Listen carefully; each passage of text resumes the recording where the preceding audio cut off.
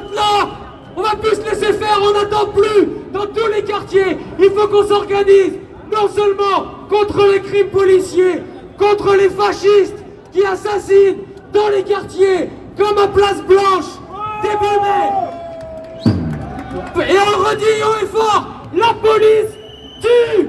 La police tue. Le racisme tue. Le racisme tue. Le fascisme tue. Le fascisme tue. On n'attend pas, tous ensemble, combattons la police, l'extrême droite, et parce que notre pays s'appelle Solidarité.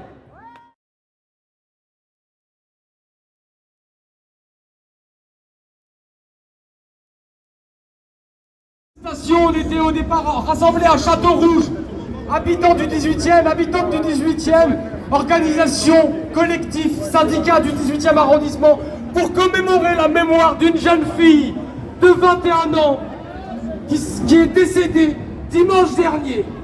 Elle s'appelait Rayana. Elle est morte sous les balles de la police à la suite d'un contrôle de véhicule au motif d'un non-port de ceinture de sécurité. La police a tiré 9 balles dans le quartier de Château-Rouge, sur le boulevard, un samedi en pleine journée. 9 balles dans la rue. Rayana a pris des balles dans la tête et elle en est décédée. C'est aujourd'hui, Rayana est la 4e personne en moins de 3 mois à décéder sous les balles des policiers dans les conditions similaires. Après Boubacar et Fadjigui, 2 frères qui sont morts fin avril au Pont-Neuf sous les balles de la police. Après Jean-Paul qui est mort fin mars sous les balles de la police dans des conditions similaires. Combien de morts va-t-on devoir encore supporter? Combien de morts Monsieur Darmanin a beau jeu de vouloir poursuivre en justice tous ceux qui disent que la police tue. Mais s'il veut, Monsieur Darmanin, qu'on arrête de dire que la police tue, il y a une solution très simple. Que la police arrête de tuer.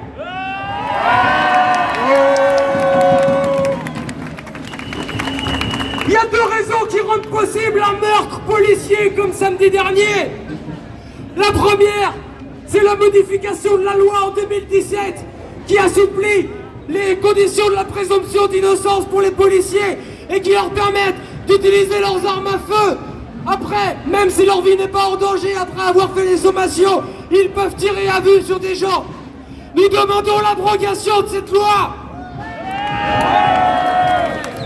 La deuxième, c'est le racisme. Le racisme qui gangrène la police. Aujourd'hui, 60 à 70% des policiers votent pour l'extrême droite.